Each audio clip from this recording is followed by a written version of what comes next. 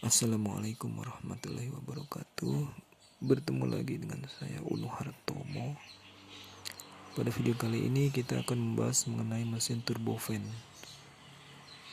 Di mana mesin turbofan ini banyak dipakai pada pesawat komersil yang membawa penumpang untuk jarak menengah maupun jarak jauh. Ini adalah contoh mesin turbofan yang dibuka selubungnya, di mana di sini terdapat kipas yang berukuran besar, dan ini adalah inti mesin.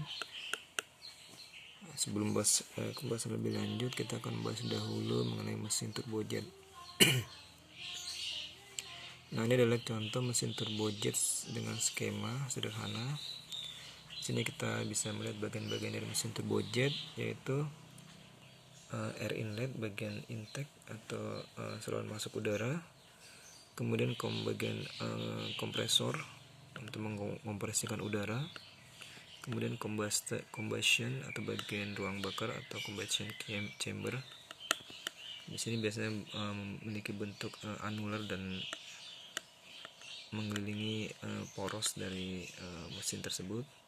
Kemudian turbin dan exhaust atau nozzle dari saluran buang atau saluran keluar gas buang. Di sini terdapat poros yang menghubungkan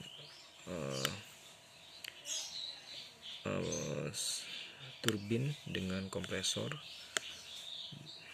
dengan beberapa tingkat turbin dan beberapa tingkat kompresor. Di sini kita bisa melihat bagian-bagian dari mesin turbojet tersebut. Jadi cara kerja sangat sederhana, yaitu udara masuk ke dalam mesin akan masuk disap oleh kompresor, kemudian udara ini akan dimampatkan atau dikompresikan melalui beberapa tingkat kompresor aksial. Dan kemudian di sini udara yang telah dimampatkan tersebut akan dicampur dengan bahan bakar dan dibakar sehingga energi panasnya semakin meningkat, dan kemudian diekspansikan ke bagian turbin sehingga turbin pun akan berputar karena adanya energi kecepatan dari gas buang tersebut, gas pembakaran tersebut yang melewati turbin.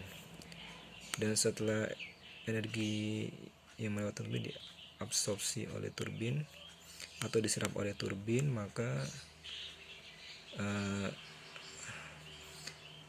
gas buang akan dikeluarkan melalui saluran buang atau nozzle, dan gas buang atau gas sisa pembakaran inilah yang menghasilkan gaya dorong untuk mendorong pesawat bergerak.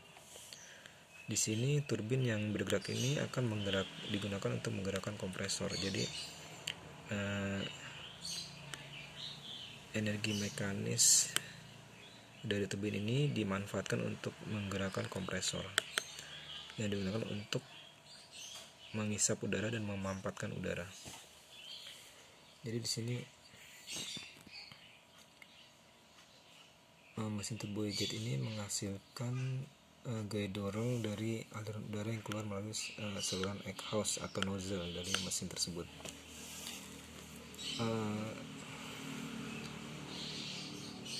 Namun kelemahan dari mesin turbojet ini adalah pemakaian bahan bakar yang lebih boros jika digunakan untuk mesin pesawat komersil, karena pesawat komersil biasanya hanya bekerja pada kecepatan subsonik atau di bawah kecepatan Mach 1 atau Mach 1. Jadi kemudian dikembangkan mesin turbofan, yaitu mesin turbofan seperti ini adalah mesin yang memiliki kipas tambahan di bagian depannya sehingga memiliki kemampuan untuk menghisap massa udara yang lebih besar daripada mesin turbojet. Ini adalah bagian inti mesin dari turbofan, dari mesin turbofan, di mana bagian inti ini memiliki prinsip yang sama dengan mesin turbojet. Seperti ini. Di sini yang membedakan hanyalah ditambahkannya sebuah kipas besar yang dihubungkan dengan turbin tambahan sehingga kipas ini digerakkan oleh turbin tambahan, sehingga mesin ini menjadi mesin turbofan yang memiliki kemampuan untuk menghisap massa udara yang lebih besar, dimana di sini terdapat bypass ratio, yaitu jumlah massa udara yang dialirkan melalui selubung luar dari inti mesin, selubung luar dari inti mesin, dan yang masuk ke dalam inti mesin. Di sini jumlah massa udara yang masuk ke dalam inti mesin menjadi lebih sedikit, sedangkan jumlah massa udara yang melewati selubung luar mesin, selubung luar inti mesin menjadi lebih besar.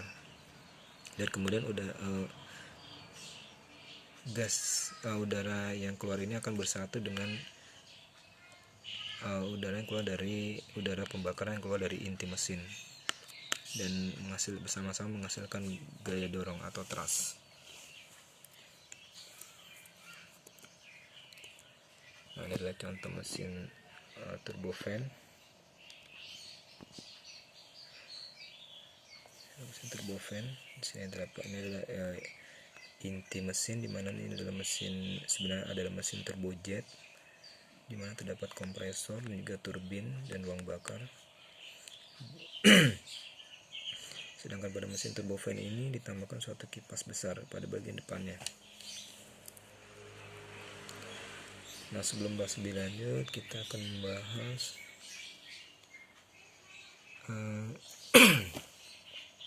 kenapa digunakan kipas yang lebih besar. Basicnya adalah rumus ini, yaitu thrust sama dengan M dikali V jet dikurang V aircraft. Di sini thrust adalah daya dorong, adalah hasil dari perkalian antara massa spesifik dari udara yang dihisap mesin, kemudian V jet adalah kecepatan dari jet atau kecepatan dari gas buang yang keluar melalui nozzle, dikurangin V aircraft atau kecepatan pesawat. Di sini untuk mesin turbojet pada pesawat yang bergerak pada kecepatan di supersonik memiliki efisiensi yang cukup tinggi. Namun berbeda dengan pesawat komersil yang bergerak pada kecepatan subsonik, maka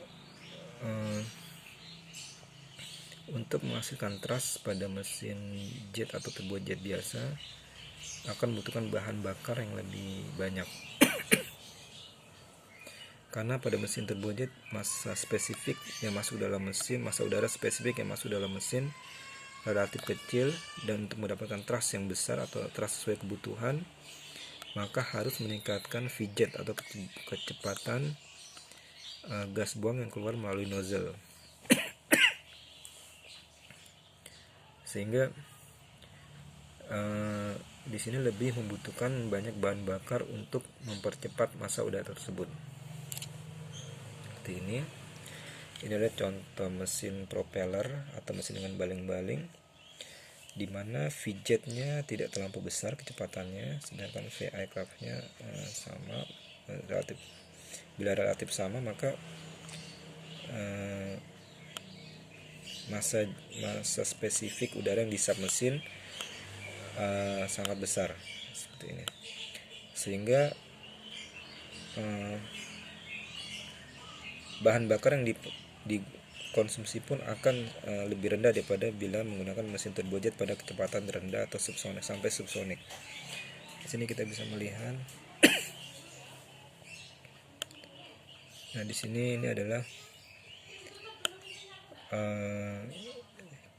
baling-baling yang memiliki fungsi sama dengan fan pada mesin turbofan. Jadi mesin turbofan ini sebenarnya adalah untuk meningkatkan jumlah massa udara yang masuk dalam mesin, sehingga thrust bisa dihasilkan sesuai kebutuhan dengan hanya menambah jumlah massa udara yang masuk ke mesin berdasarkan persamaan ini.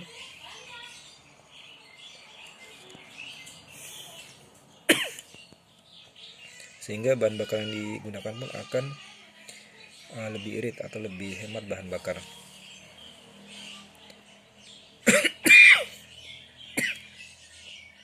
sini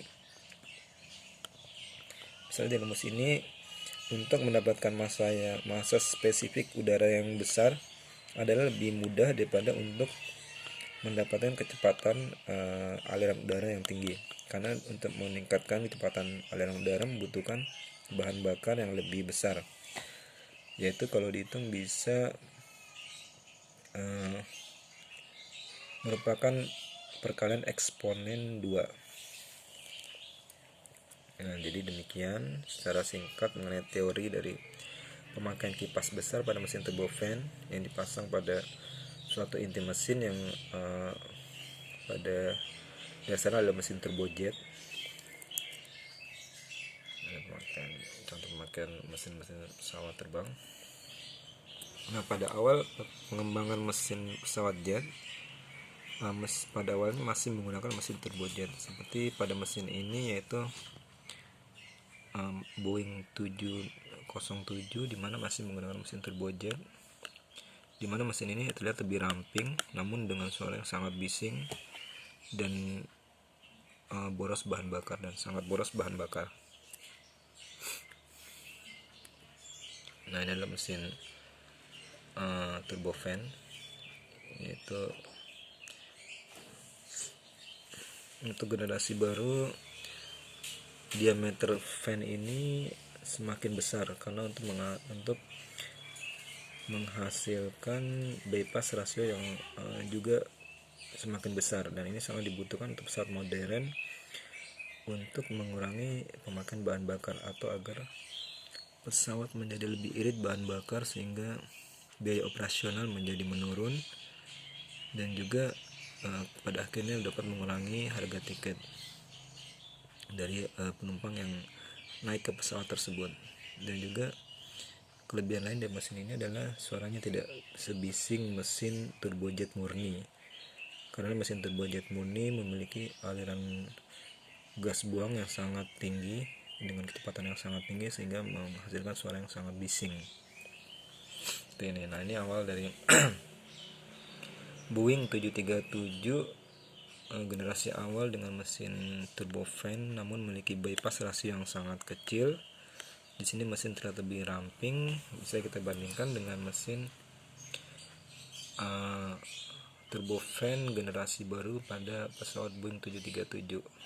Contohnya pada pesawat ini, pesawat Boeing 737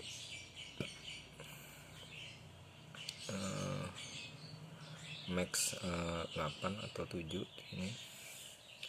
Ini kita bisa melihat diameter mesin yang lebih besar daripada generasi awal. Nah,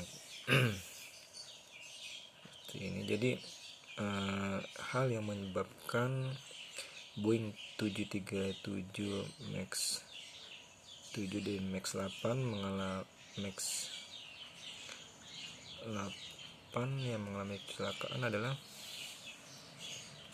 karena perubahan drastis pada mesin ini, karena mesin turbofan dengan bypass rasio yang besar atau diameter kipas yang lebih besar adalah sangat diperlukan untuk pesawat modern untuk mengurangi jumlah pemakaian bahan bakar. Jadi pada Boeing 737 ini masih menggunakan konstruksi dari konstruksi lama, yaitu belum ada pembaharuan, di mana airframe-nya masih menggunakan airframe generasi Boeing 737 sebelumnya, sehingga untuk pemasangan mesin ini harus dimodifikasi, tidak bisa di bawah sayap namun agak dimajukan ke depan sayap. Nah, posisi mesin turbofan yang dengan diameter yang besar inilah yang menyebabkan ada kekurangan pada saat Boeing 737 ini, yaitu ketika take off atau setelah take off maka hidung pesawat cenderung mendongak sehingga akan dapat menyebabkan stall. Untuk itulah maka dipasang sistem kendali tambahan, sistem kendali otomatis yaitu MCAS, untuk memungkinkan pesawat itu bermanuver ketika akan stall, maka MCAS akan menyetabilkan pesawat sehingga pada posisi yang aman. Nah, MCAS inilah yang menjadi tersangka utama jatuhnya pesawat Boeing 737 Max 7 Max Boeing 77 Max Lion Air dan juga Ethiopia Air karena gagal berfungsi dan pilot tidak bisa mengendalikan pesawat tersebut. Jadi karena tuntutan dari pemakai pesawat ataupun airlines untuk agar pesawat itu menjadi lebih efisien, maka Boeing memakai mesin turbofan generasi baru yang memiliki diameter lebih besar dan memiliki bypass rasio yang lebih besar, sehingga ketika dipasang pada konstruksi pesawat lama maka tidak bisa langsung dipasang plug and play, tapi harus agak dimodifikasi atau dimajukan dan berada di depan sayap. Hal inilah yang menyebabkan digunakannya MCAS karena posisi mesin pesawat yang lebih maju menyebabkan pesawat cenderung mendongak ke atas ketika setelah take off. Jadi secara tidak langsung sebenarnya mesin dengan bypass rasio yang besar inilah yang menyebabkan digunakanlah MCAS pada pesawat Boeing 737 generasi Max. Dan ketika MCAS gagal berfungsi akibat kesalahan perhitungan sensor dan pilot gagal menyentabilkan pesawat, maka akan terjadi malapetaka untuk pesawat itu sendiri. Demikian penjelasan saya, semoga bermanfaat. Wassalamualaikum warahmatullahi wabarakatuh.